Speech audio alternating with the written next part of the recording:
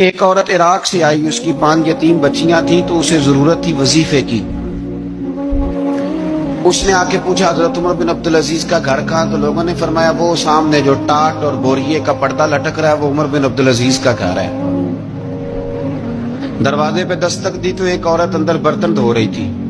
پوچھا السلام علیکم، امیر المومنین سے ملنا ہے۔ وہ کہنے لگی اس درخت کی چھاؤں میں بیٹھ جاؤ، ابھی تشریف لاتے ہیں۔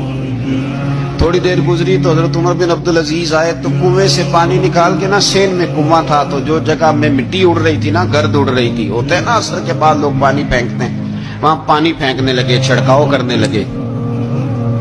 تو تھوڑی تھوڑی باتیں وہ خاتون آپ سے کرنے لگی تو وہ جو عورت آئی تھی نا وہ کہنے لگی تم غلام سے باتیں کر رہی ہو، تمہیں پردہ کرنا چاہیے۔ وہ کہنے لگی یہ غلام نہیں، یہ میرے شوہر ہے اور یہ امیر المومنین عمر بن عبدالعزیز ہے۔ کہنے لگی یہ عمر بن عبدالعزیز ہے؟ کہا ہاں یہ عمر بن عبدالعزیز ہے۔ تو وہ خاتون حاضر ہوئی، کھجوریں اس کو دی گئی کھانے کے لیے۔ اس نے کہا حضور میری 5 یتیم بیٹیاں ہیں، مجھے وظیفہ چاہیے۔ جناب عمر بن عبدالعزیز نے ایک بیٹی کا نام پوچھا، ولدیت پوچھی، وظیفہ لکھا۔ عورت کہنے لگی اللہ تیرا شکر ہے میری بچی کا وظیفہ لگ گیا۔ دوسری کا نام پوچھا، ولدیت پوچھی، عمر پوچھی، وظیفہ لگایا، اللہ تیرا شکر ہے میری یتیم بچی کا وظیفہ۔ 4 بچیوں کے وظیفے عمر لکھتے رہے، خاتون اللہ کی حمد کرتی رہی۔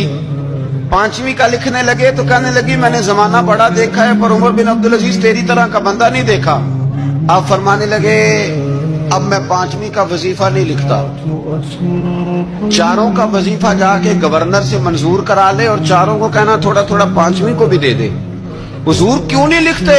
فرمایا جب تک تو حمد کے لائق رب کی حمد کر رہی تھی میں وظیفے لکھ رہا تھا، اب تو نے میری تعریفیں شروع کر دی۔